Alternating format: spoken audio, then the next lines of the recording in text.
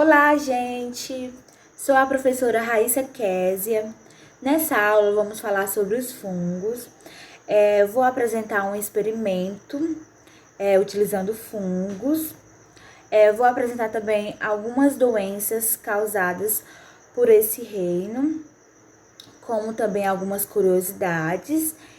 Então, vamos lá para a aula? Bom, os fungos, eles são classificados no reino separado das plantas, animais e bactérias. Eles são definidos como um reino próprio, em razão de algumas características peculiares, como apresentar quitina na sua parede celular, armazenar glicogênio como fonte de energia e fazer reprodução sexuada e assexuada. Eu queria fazer a seguinte pergunta para vocês. Quando a massa de pão não é adicionada qualquer fermento, o resultado é um pão fino e muito duro. Quando adicionamos fermento, a massa cresce e o pão ele fica mais alto e mais fofo. Você sabe de que forma os fungos ajudam a massa do pão a crescer? Bom, para responder essa pergunta, eu fiz um experimento. E logo após o vídeo do experimento, a gente vai debater sobre o resultado do experimento e assim vamos responder essa pergunta. De que forma os fungos eles ajudam a massa do pão a crescer? Vamos assistir? Agora, vamos para o nosso experimento. Eu vou utilizar 5 garrafas. Eu enumerei cada uma dessas garrafas, número 1, número 2, número 3, número 4 e número 5. Utilizei um marcador e um papel. Vou utilizar açúcar, fermento biológico. Eu estou utilizando dessa marca, mas pode ser qualquer outra, tá, gente? No entanto, que seja fermento biológico. Balões. Vou utilizar balões nessa prática. E um recipiente com gelo. Recipiente com gelo. Vou utilizar esse funil. Eu fiz de papel, porque no momento eu não estou com um funil de plástico e tal. E nessa garrafa eu coloquei água morna. Em todas essas garrafas eu vou colocar água morna. Vamos lá?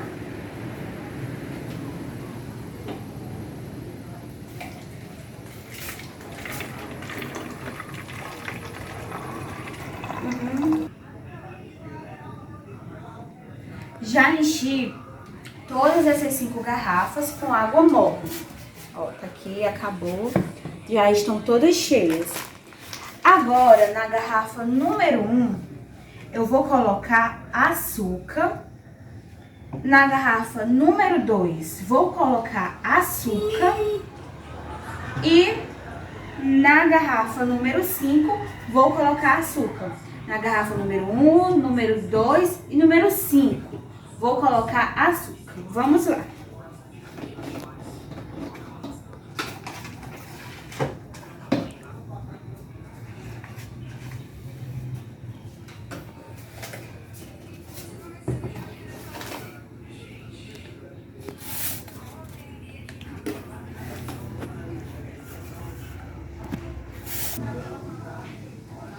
Em cada garrafa, na número 1, 2 e 5, eu coloquei 2 colheres e meia de açúcar.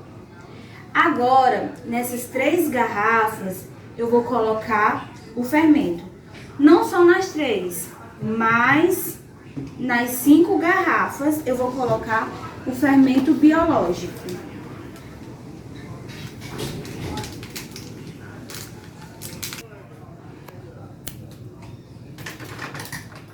Vou colocar.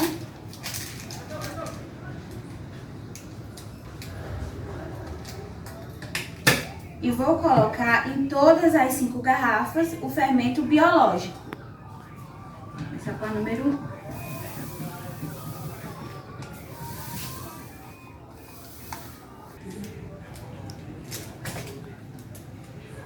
Terminei de colocar o fermento biológico nas 5 garrafas. Vocês podem ver na garrafa número 1, fermento biológico, água morna e açúcar. Na garrafa número 2, água morna, fermento biológico e açúcar. Na garrafa 3 e 4, só vai ter o fermento biológico e a água morna. Na garrafa número 5, vai ter o fermento biológico, água morna e açúcar.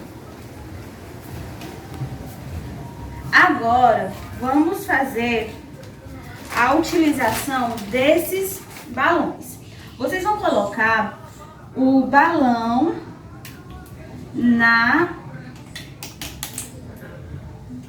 aqui, ó. Entendeu, gente? Aí em cada um é para ser colocado um balão, tá? Todos os balões foram colocados nas 5 garrafas, tá, gente? Do nosso experimento.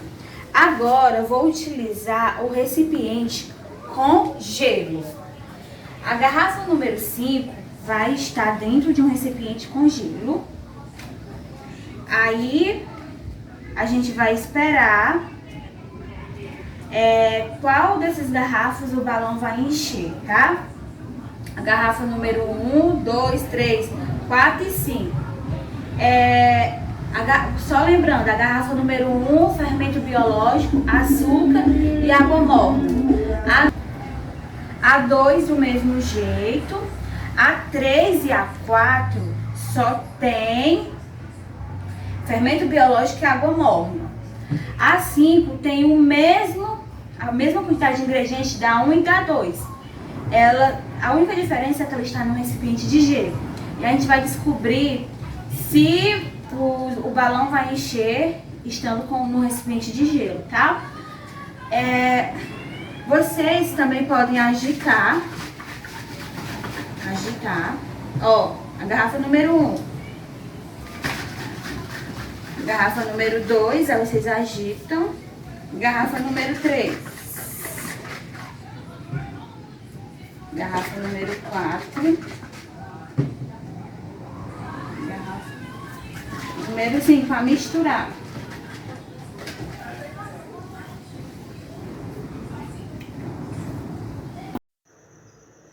Bom, gente, vocês estão vendo a foto do resultado do experimento.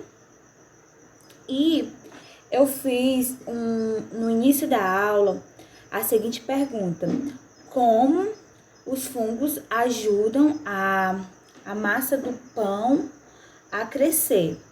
Bom, o fermento biológico ele é composto por fungos microscópios, também conhecidos por leveduras.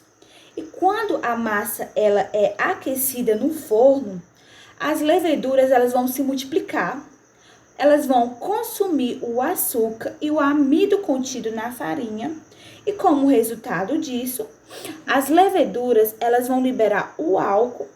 O que é que o álcool faz? Ele vai atribuir sabor ao alimento. Elas também, as leveduras, né? Elas vão liberar o gás carbônico. E o que o gás carbônico é responsável? Ele é responsável pelo crescimento da massa. O glúten, que é uma combinação de 2 tipos de proteínas presente na farinha, ele vai deixar a massa elástica, possibilitando que o gás carbônico fique aprisionado em pequenas bolhas, tornando a massa esponjosa, macia e fofa. Vocês estão vendo a foto e vocês puderam ver que houve alterações nas garrafas, tais como mudanças de coloração, formação de bolhas, de precipitados e enchimento do balão. Os balões encheram. Alguns não encheram, os balões de algumas garrafas não encheram. Vou já explicar o porquê, tá? O que fez os balões incharem? Bom, gente, o que fez os balões incharem foi o gás carbônico, que foi formado pela reação que ocorreu entre o açúcar e o fermento dentro das garrafas. Isso também acontece quando preparamos o pão. É o gás carbônico que faz a massa crescer, tá? Ele é o responsável por isso. Vocês estão vendo aí na imagem, vou circular aqui para vocês, que os balões da garrafa número 1 e os balões da garrafa número 2, eles encheram. Raíssa, por que eles encheram? Bom, gente, isso significa que a fermentação, ela aconteceu devido à combinação do fermento biológico, açúcar e da água. Eu utilizei água morna, né? Logo, ocorreu a liberação do gás carbônico, que encheu a bexiga. E por que a garrafa número 3 e número 4 não encheram? Vocês estão vendo aí, eu acabei de marcar. Por que elas não encheram? Bom, faltou um ingrediente, que foi o açúcar. Na garrafa 3 e 4, eu só coloquei o fermento biológico e a água morna, não coloquei o açúcar. E por esse motivo, não ocorreu a liberação do gás carbônico, resultando na bexiga permanecendo murcha. E qual é a finalidade da garrafa 5 ser adicionada ao gelo? Por que ela foi adicionada ao gelo? Bom, é que o aspecto da fermentação cheio de bolha, de dióxido de carbono, vai acontecer mais lentamente, já que com a diminuição da temperatura, a velocidade da reação irá diminuir da mesma forma.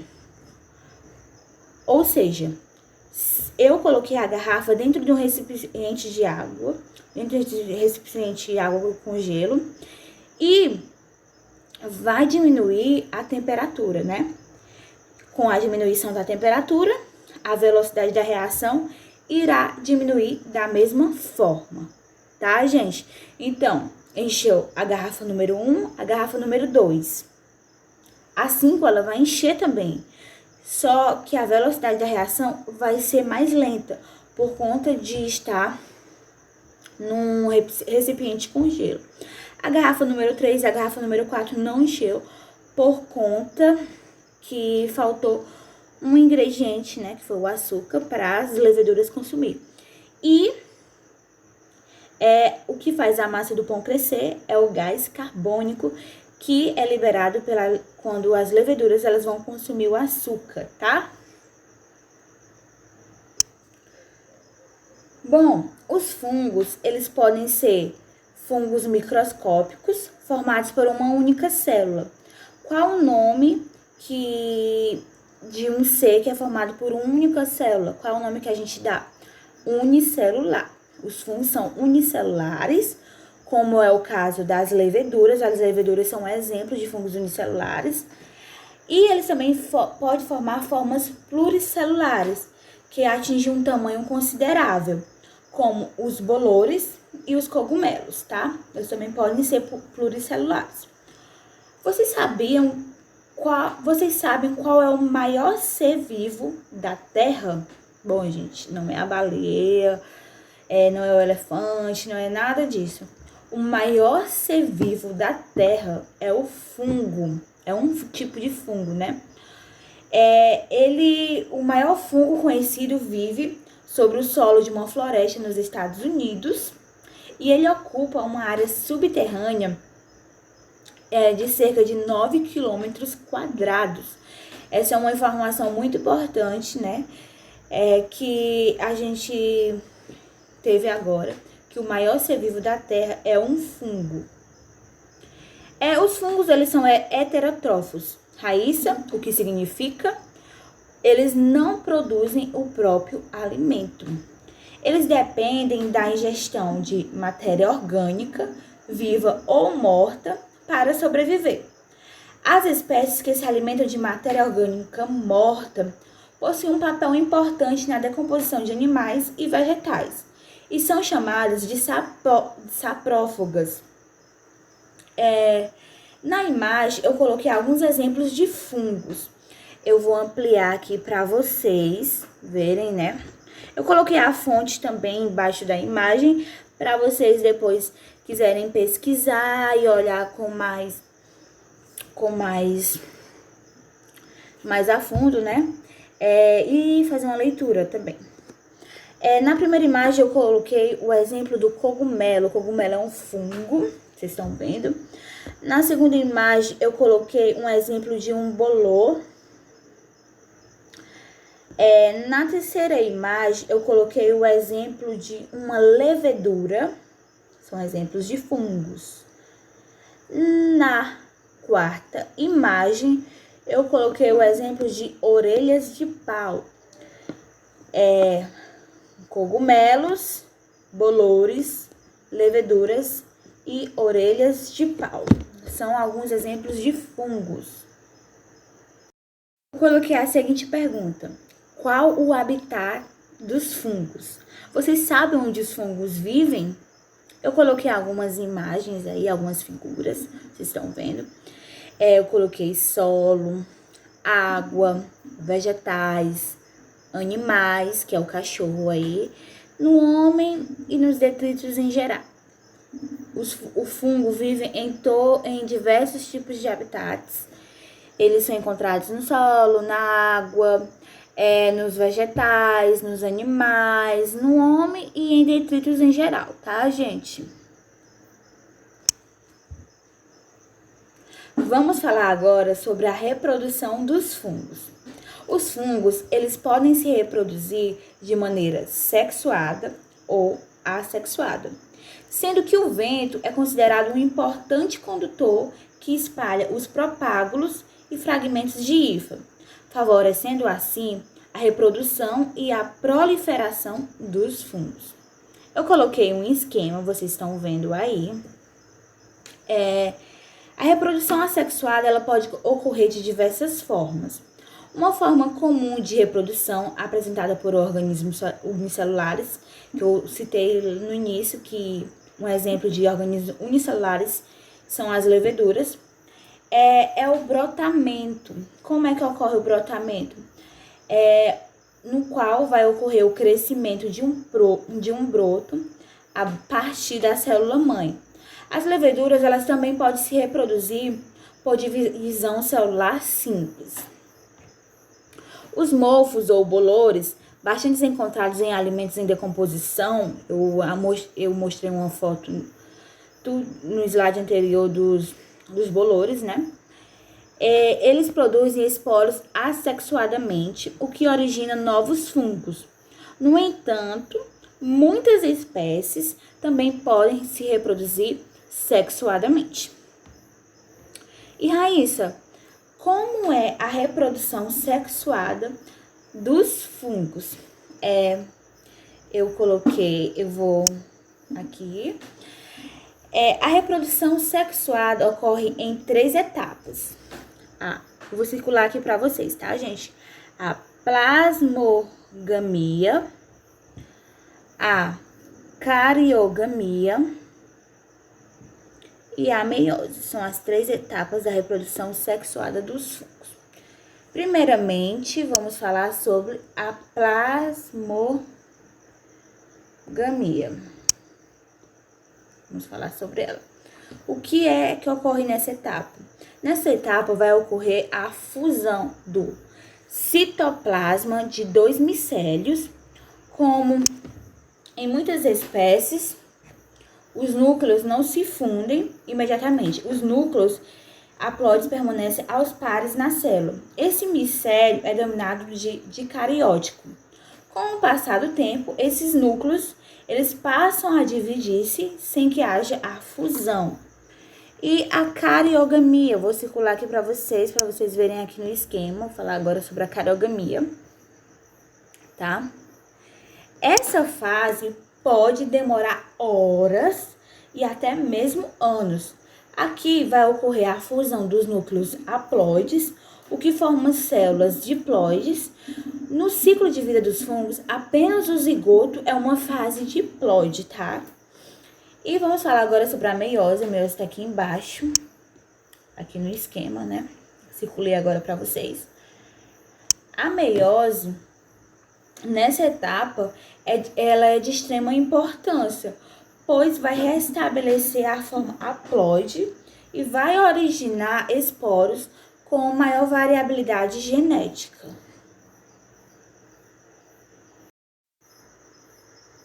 Doenças relacionadas aos fungos. Existem diversas doenças que os fungos podem provocar nas pessoas, podendo ser micoses de pele, unhas, mucosas ou couro cabeludo, como pano branco, tinha, frieira, sapinho ou candidíase. Geralmente, os fungos eles convivem de forma harmoniosa com o corpo, mas podem provocar doenças quando conseguem driblar as barreiras de proteção do organismo, o que ocorre principalmente durante os períodos de queda da imunidade ou por ferimentos da pele. Eu coloquei alguns exemplos de doenças causadas por fungos. Vocês podem ver aqui nesse slide. Primeiramente, eu vou falar sobre o pano branco, que geralmente as manchas são de cor branca, pois o fungo ele vai impedir a produção da melanina quando a pele é exposta ao sol, e são mais comuns no tronco, abdômen, face, pescoço ou braços. Vou circular aqui para vocês o exemplo do pano branco. Volta aqui, ó. Vou dar também um zoom. Aqui é um exemplo de uma doença causada por fungos. Pano branco, tá? Agora vamos falar sobre a candidíase. Tá? Vou dar zoom aqui no slide.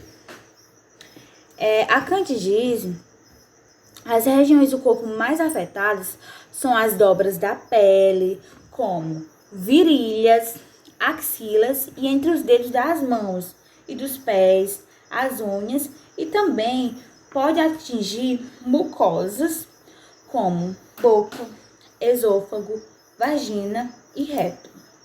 Além disso, a infecção pode ser grave a ponto de disseminar pela corrente sanguínea e atingir órgãos como pulmões, corações ou rins, tá, gente? Muito cuidado, tá, com essa doença, a candidíase. E vamos falar sobre o esporotricose. Tô dando zoom também aqui no slide, tá?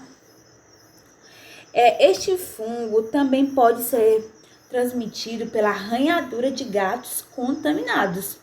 Geralmente, a infecção da pele provoca o surgimento de caroço indolor, avermelhado e que cresce gradualmente. Em alguns casos, principalmente nas pessoas com a imunidade comprometida, pode haver o surgimento de diversas lesões, assim como pode se espalhar pela corrente sanguínea e infectar pulmões, ossos, articulações, testículos e até o cérebro. Aqui os exemplos de algumas doenças causadas por fungos. Eu coloquei a fonte aí embaixo dessas imagens para vocês olharem depois, tá? E não existe só essas 3 doenças, existem mais, tá? Eu queria agradecer pela participação de vocês na aula de hoje. Muito obrigada. E a nossa próxima aula a gente vai estudar sobre as bactérias. Hoje falamos sobre fungos e a próxima aula vamos falar sobre as bactérias. Até mais!